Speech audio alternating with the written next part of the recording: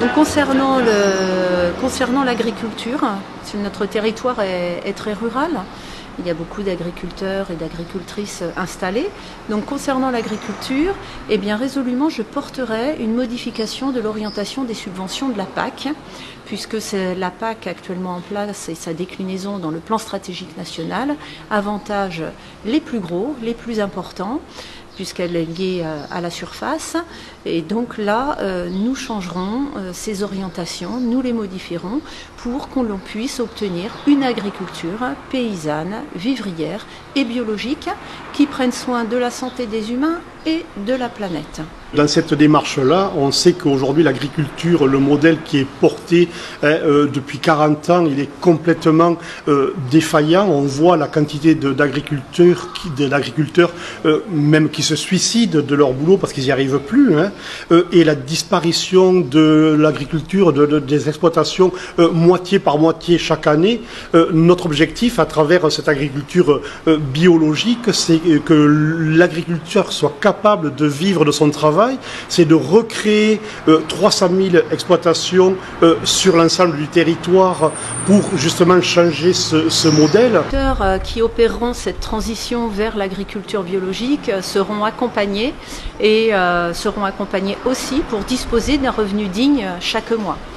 Donc très rapidement, concernant les pesticides et les intrants, donc les engrais phytosanitaires, donc immédiatement, ça sera un stop glyphosate, stop néonicotinoïdes, de manière à pouvoir arrêter déjà et stopper tous ces produits dont on connaît déjà les conséquences sur la santé humaine et sur les sols. Le développement d'une agriculture paysanne et biologique, ça permet aussi localement d'aller vers une sécurité alimentaire et de pouvoir alimenter les cantines pour atteindre un objectif de 100% bio, pour aller vers des cantines 100% bio et gratuites, de manière à ce que cette alimentation de qualité et saine profite à tous et à toutes.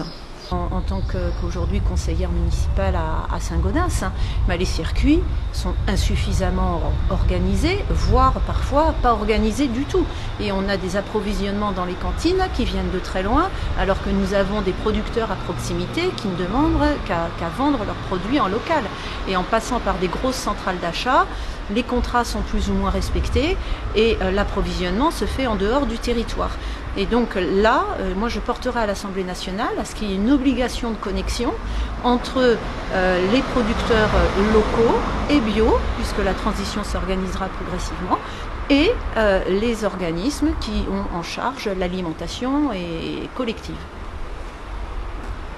L'objectif, et je porterai à l'Assemblée nationale, l'objectif c'est 30% de sol en agriculture biologique à horizon 2030 et 100% à horizon 2050.